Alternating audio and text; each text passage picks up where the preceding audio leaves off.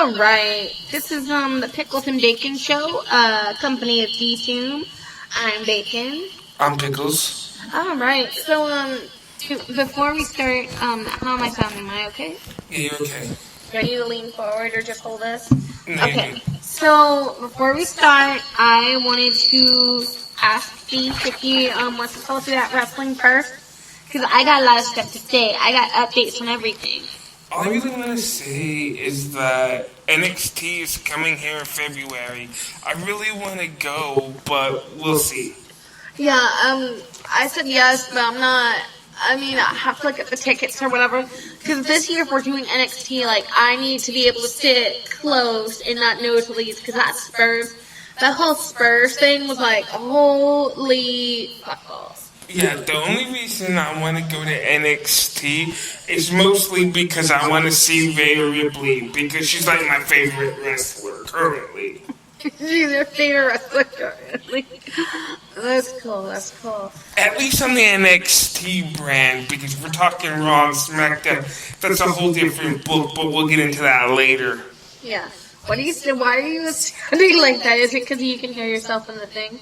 No, that's what I'm saying. Yeah, but you sound like you're scared, you're listening. No, I'm not scared. I'm just saying this thing is weird because it's echoing, and I sound like something from Batman. How's that? Do you want me to lower it? Or is that me lowered? No, you're good. Okay, how about that? Is that better? It's a little better. Okay. So I want to make sure that I pick you up. Anyways. So, we have lots of updates that we need to speak to today. The first one is because I've been tracking the whole NXT scandal thing and trying to figure out why Mac and Rainere have not been sentenced yet. And according to the New York Post, it says the actual post says alleged NXT cult leader Keith Rainere sentencing for racketeering, sex trafficking, and other charges which had been previously set for later this month will not be held until at least next year. A judge found on Friday. Hold on. Wait, what? First of all, why are we saying alleged? Isn't this... Okay, so haven't we already discussed this part about that already? Alleged, I think we're past alleged. I really do. First of all... So then the judge says the sentencing will be held off until after the new year because Rainere's pre-sentencing report won't be finished until the end of November. Brooklyn federal judge Nicholas Garofis said at a hearing to discuss potential conflicts of interest regarding one of his defense attorneys. Hold on. Wait. Let me stop right there. What the hell? I mean, come on, seriously? Next year? Yeah, but I don't understand why they're saying that, it's a conflict of interest because of one of his attorneys. This sounds like a stall tactic to me. So, No, you know what's gonna happen, right? Yeah, but hold on. It goes on to say, Rainere appeared for the hearing wearing a tan-tail outfit and sporting close-cropped hair and glasses and gave brief answers to a few of Graf's questions. Not currently, the cult leader answered when asked if he had anything to discuss with attorney A.V. Miscavige. He said, as he left the courtroom, Rainere smiled toward the gallery and pushed his glasses up with his finger. Rainere faces life in prison. Again, I don't understand why they're doing this. I don't understand the conflict of interest, but here's where it goes into detail. The hearing was called to discuss possible conflicts of interest that could arise from the fact that Penny Garagos, one of Rainere's defense attorneys, wants to switch sides. She's applied for a job with the U.S. Attorney's Office in Brooklyn, which secured the conviction against Rainere. This is a very unusual circumstance. This said during the hearing, another hearing will be held on the issue next month. Following the hearing, Garagos did not respond, and when the Post asked why she wants to go work for the feds, she didn't respond. Okay, I don't understand, fuck her and that stupid bullshit. That's the attorney's problem. That's not the judge's problem. They need to get on that mess because... But here's what's gonna happen, okay? Stop. You know. Listen, take off the thing if it's bothering you because you sound weird. You're like, here's what's gonna happen. Here's what's gonna happen, okay? Yeah. Understand this. All they're gonna do is they're gonna make this a 3-ring circus, and then, okay, Yeah. he's gonna be found innocent and he's gonna be let out of jail. No, to me it sounds like it's a stall tactic because they just want to stall it so they can make more money and get more money off the attorneys and get more money off the rainere. It's all the And same. they can charge taxpayers way more money. That's what It's all the same thing, though. I don't understand. And then I also before we get into the rest of it, there's still no word on Alice Mack's involvement or her sentencing, but more on the delay. It says that the judge reportedly adjourned and sent the sentencing to allow federal probation officers more time to conduct pre-sentencing investigations.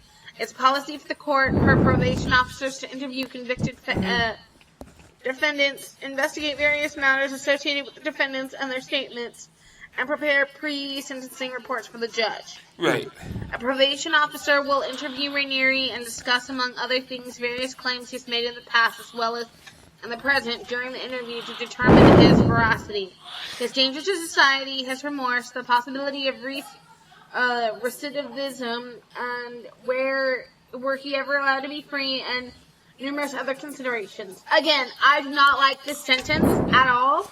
Yeah, it's just bullshit. Because It's all bullshit. Like bullshit. It sounds like he's trying to buy time, and I don't think this is what Raniere's doing. I think he's actually falling in. He's going to fall between the cracks, and there's going to be some bullshit, and they're going to let him go. And that's I'm telling you. I'm telling you. And then, let's see. It says, Rainiere is a well-known liar and will almost certainly be found too dangerous to release.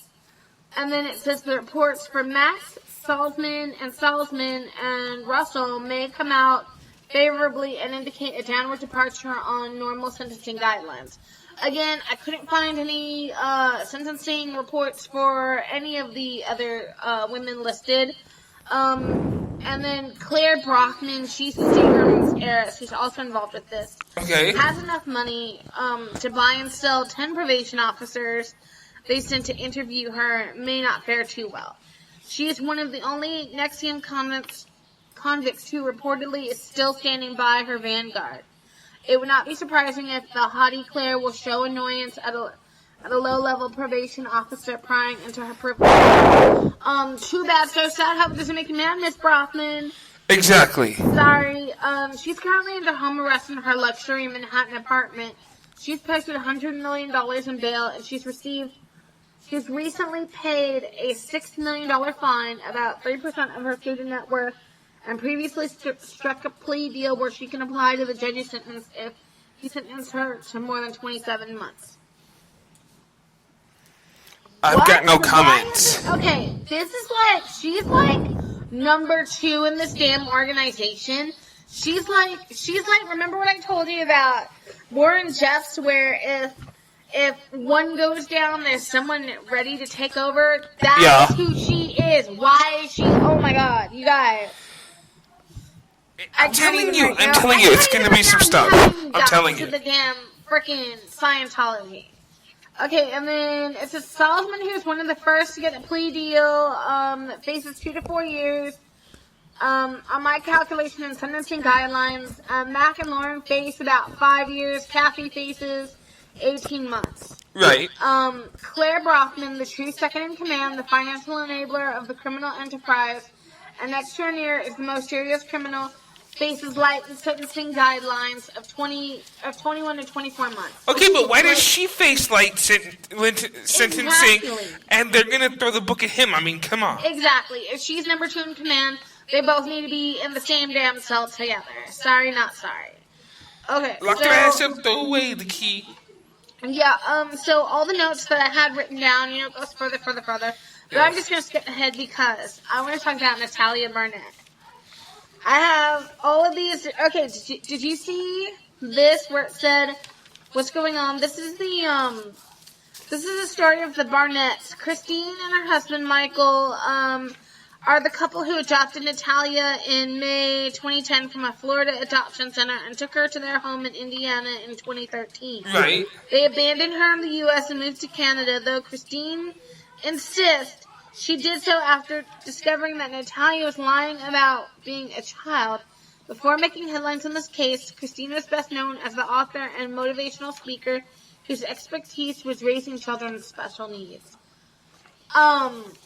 Yeah, okay, so let me just go into who this girl is, and then we'll talk about the Dr. Phil interview. So, how old is Natalia really? It's unclear. According to the Lafayette Journal and the Courier, she's now either 30 or 16, depending on the documents used to age her. The confusion stems from the fact that the Barnetts had Natalia's birth certificate corrected in 2012, after a judge agreed to their petition to have her birth date updated to 1989. The Barnetts claimed that a family doctor who conducted bone density tests after Natalia was adopted determined she was 14 years or older, and a 2016 letter from Michael Barnett's primary care doctor insists that she is substantially older than she claims to be, citing her dental records and secondary sex characteristics as proof. That's what I was reading. Right. So, the Dr. Phil interview came out, when was it? The beginning I would of this say month? it was about 3 weeks ago. Yeah. You guys, it's been a long time. I know. I've been. But let me get into some of this, okay? Okay. There was a point in the interview. If you guys watched it, if you haven't, you can Google the interview or YouTube it. There was a point in the interview where she said, and I quote, that she was going to get groceries because of her landlord. Now, here's my question: if she's supposed to be 8 and she's home alone, no one called Child Protective Services? Yeah, that's another thing. So, some of the points that I wrote in my notes are like, if she was truly a child, why didn't anyone call Child Protective Services if they had known she had been left alone? Exactly. That was my first thing. Second thing is, how did she pay her bills? I think on the interview she said something about the Barnetts paying her bills for her, but that doesn't explain how she was like cooking her food or whatever. Yeah. And then also, I just want to point out that also on the same Dr. Phil interview, I thought it was hilarious how she like had a fucking answer for everything. Like she rehearsed her shit. Yeah. She was saying that she like had she was able to cook her food like in a microwave or whatever, and I was like, no. And then the part I just want to clarify the part about the landlord. She said her landlord was taking her to the grocery store. Again, I say, if her landlord believed that she was a child, wouldn't she, wouldn't they have called Child Protective Services? Wouldn't they have called Child Protective Services? Because I know the main procedure is, if you see a kid by themselves, and there's no parents, no adults, no grown-ups, no nothing, okay, shouldn't somebody be called, the authorities or something? Exactly. Okay, and then the next part that I have written down in my notes is, if she was a child, how did she pass the adult test to get into the adult school the Barnetts had put her in? Like, there's questions on there that, like, my son wouldn't know. And unless you're allowed to use your phone or whatever, it's kind of hard to pass. Let me say this. I don't even think I could pass that test. That's how difficult it is. Yeah. Again, and then I also wrote down if she was a child, how was she eating? Like, that was already, gone back. Okay, so, also, I want to go back to the Dr. Phil interview now. The one thing that, Dr. Phil is known for is, like, being hard and asking the tough and hard questions, but, I kind of wish he was a little bit harder on this girl, because it seemed to me like he was buying all of her bullshit, which I saw through right away. Even her adoptive parents were like, oh yeah, there's like, the woman looked, first of all, the woman like, she didn't even ask questions. She was like, well, I just came and got her off the porch, like, how can you leave a child alone? I was like, first of all, it is not a child. It is not, I was like, she's not a child. To me, she looks like she's a grown-ass woman. But that's just me. And then, so the last thing was about her parents, Christine and Michael, who are in jail. Mm-hmm. Her claiming that she put, poison in the coffee, and that she was trying to kill them, And on the Dr. Phil interview, she was saying that, she was cleaning and it accidentally got into their coffee or whatever. And I was like, I don't know about all that. That sounds to me like the plotline of the movie Orphan, but that's just me. Yeah. I mean, what do you think? Do you think she's lying? I mean, I would say give this a couple of years, maybe 2 or 3 years, when the public has forgotten about it. Watch, it's going to come out that the Barnetts and this girl were all in on a scam together. I'm predicting that now. And the only reason I'm predicting that now is because remember the scam with the homeless man and the 2 people where she set up the GoFundMe account and it raised all this money? Mm-hmm. Well, it turns out they were all in a scam together. Right. They met this guy apparently in Atlantic City and they cooked up this plan or whatever, and then he sued them because he didn't get all of the money, and they were like, we spent it all. And I was like the guy that sued the laundromat for losing his pants? Yo, I can't even make this stuff. I can't make this up. Yeah. So, the next thing we're going to talk about is one of my favorite things to go after. Right? Here we go. These guys, okay, first of all, let me just say something. Scientology pisses me off. You already know that. Okay. All religion in general pisses me off. But I gotta say, the balls on this motherfucker, David Miscavige, just... Okay, because I gotta say, this is the wildest story that I read. Okay? Right. So... It says, Scientology claims leader David Miscavige not properly served in Danny Masterson lawsuit. What? I'm flipping through my notes angrily because I was like, when I read this, I was like, you're kidding me, right? So, here's the story. The Church of Scientology is attempting to distance leader David Miscavige from a harassment lawsuit stemming from actor Danny Masterson's sexual assault scandal. In California court documents obtained by Radar Online, I don't even know where I got this article. It's probably Radar Online, to be honest. 3 witnesses filed declarations on November 18, 2019 to say the chairman of the board could not be served in lawsuit and therefore should not be defended. Specifically, they argue that Celebrity Center, a Scientology church that caters to celebrities, was not run by or managed by Miscavige, and he should not have been served at the location. What? Okay, so let's just go through that sentence right now. Let me just go back and read it again. Specifically, they argued Celebrity Center, a Scientology church that caters to celebrities, was not run or managed by David Miscavige, so he should not have been served at the location. So then who the hell was running it then? Okay, so answer this. Who's running it? Who takes the orders? Whatever. I kind of understand where they're coming from, that he may not run that directly, but he is the chairman of the board, and I promise you, he made the guidelines and set all that, set everything up correctly. So that's like, okay, that to me is like this. Like, if they were to raid WWE for something or another, and they said that Vince had nothing to do with it, meanwhile he owns the damn company. Exactly. You are the president of the corporation. They're not going to blame whoever's here and there did the lawsuit, and specifically when the lawsuit states your name, that you knew about this, that you made those policies, you are the one. Your ass is on the line, yeah. Your ass is on the line. So, according to the filing, the receptionist of the Celebrity Center, Louis Miranda, claimed that the man who attempted to serve Miscavige with the paper did not specify who he's delivering them to or where the documents were meant to be served. That's a damn lie. No, that's a goddamn lie, and I'll tell you that right now. Scientology is known liars.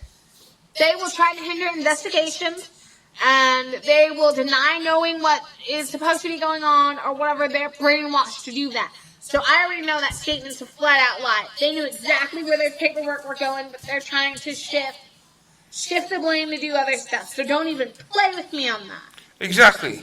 The man insisted that he had to deliver the papers to 6331 Hollywood Boulevard. Then he placed several documents on the security desk in front of me and left the building. Miranda wrote during the conversation in October 10th. 2019. The man never mentioned the Church of Scientology, Celebrity Center, International, or Religious Technology Center, or indicated that he was delivering anything for Church of Scientology Center, International, or Religious Technology Center. Okay, first of all, when you're being served, all they have to do is walk up to you and be like, David Miscavige, and then you say yes or no, and then even if you say no, you've been served. That's it. But see, this man, David Miscavige, he doesn't go out in public like you and I do. He cannot go out in public, especially not right now, especially not with reporters running around, because you know someone's going to see him and be like, oh, hey, how are you? Come over here. Pull him in, start asking him awkward questions, and then he's going to be served on the street, and he already knows it. This is why you cannot get to him. Yeah. Just give me 5 fucking minutes, I promise you I'll handle this shit real quick. So, Louis Miranda continues, during the conversation on October 10th, the man never mentioned David Miscavige or Daniel Masterson or indicated that he was delivering anything for Miscavige or Mr. Masterson. The second declaration came from a security officer and secretary at the Celebrity Center, Margaret Marmolejo, who's identified herself as designated custodian of records for CC. They're fucking lying. I'm sorry. Do you believe the balls on these motherfuckers? Let me just get this part out, and then I'm gonna stop because it's already pissing me off. David Miscavige is not a director of CC, Marmolejo wrote in her declaration. Mr. Miscavige is not the president, chief executive officer, or other head of CC, and is not the vice president, secretary, or assistant, or chief financial officer, or general manager of CC. Mr. Miscavige holds no corporate position at CC and is not authorized by CC to receive. Then who the hell is? Process. And then it says, finally, an attorney representing the Celebrity Center declared that no one from his team has been served. Okay, this is a bullshit tactic. This is what they do. So Tony Ortega from the Underground Bunker, who reports on Scientology and used to be a Scientologist, was the first to report about the update. First of all, this is bullshit. Second of all, this is just their tactic to stall because, A, they already know they fucked up with this whole investigation and everything.